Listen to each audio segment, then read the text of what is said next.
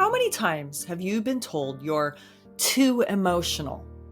How often have you felt the need to suppress your tears, choke back your anger, or hide your grief because you didn't want to seem dramatic, irrational, or God forbid, crazy? Here's what I want you to know. You're not crazy. Your emotions are not a weakness.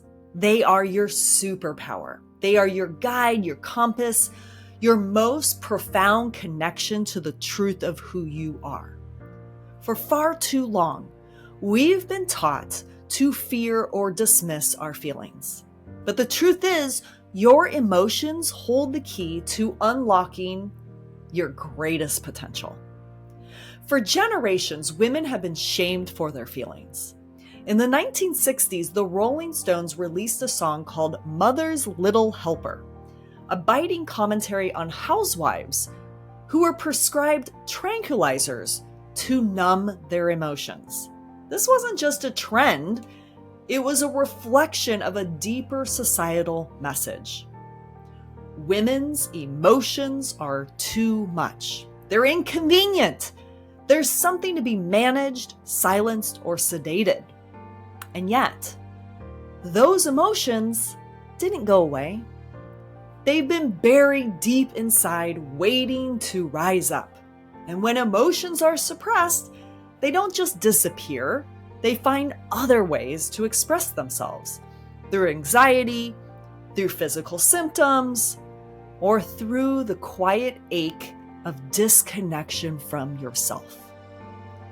We've been told that feeling will break us, that our emotions are dangerous, that we are too much.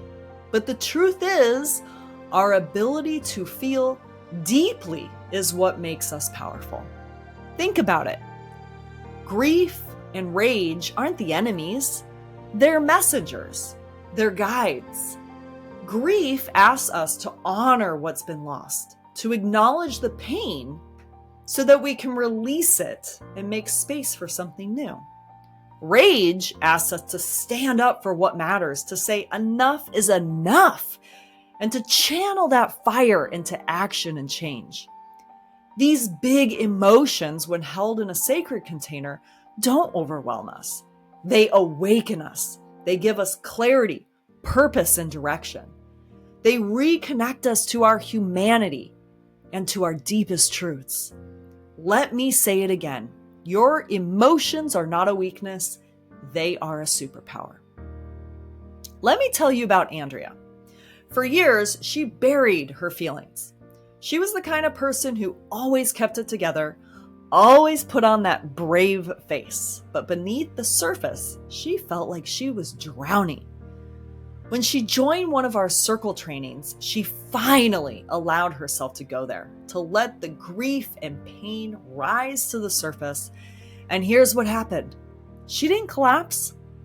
She held herself in the discomfort, and in doing so, she found relief she hadn't felt in years.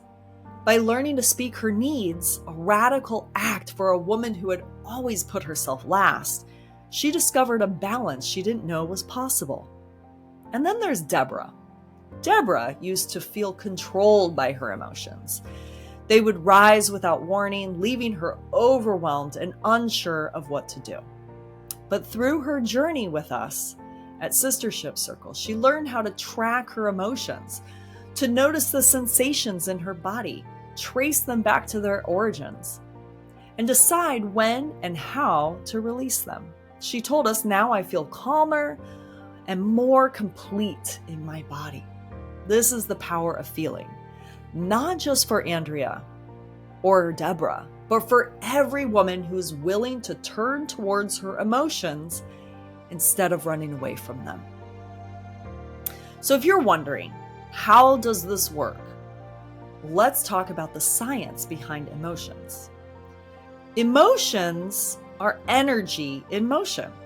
They arise in response to experiences, both external and internal, and they create physiological changes in the body. Think about the way that your heart races when you're scared, or how your shoulders tense up when you're stressed. But here's the problem. When we suppress those emotions, that energy doesn't go away, it gets stuck. It's like a river that's been dammed. The water keeps building pressure until it overflows or breaks through in ways we can't control. The key is to allow that energy to move, to feel it, to honor it, and to let it flow. That's how we create space for healing and transformation. So how do we do this? How do we learn to hold space for our emotions instead of being overwhelmed by them? So here's a few tools I'd like to offer you today to get started. Number one is to track your emotions. Pay attention to the sensations in your body. Is it tightness in your chest? A lump in the throat? Start by naming what you feel and where you feel it. Number two is to get curious. Instead of judging your emotions, ask them questions. What is this feeling trying to tell me? What do I need right now? Number three, practice presence. Take a few deep breaths and ground yourself in the moment. Remind yourself that you are safe and that it's okay to feel. And number four, move the energy. Emotions need to move. That might mean journaling, dancing, crying, or even just shaking it out. Whatever helps you release that energy, let yourself do it. Remember, the goal isn't to control your emotions, it's to work with them, to learn from them, and to use them as a source of strength. When we reclaim our emotions, we reclaim our power. This isn't just personal work, it's collective healing.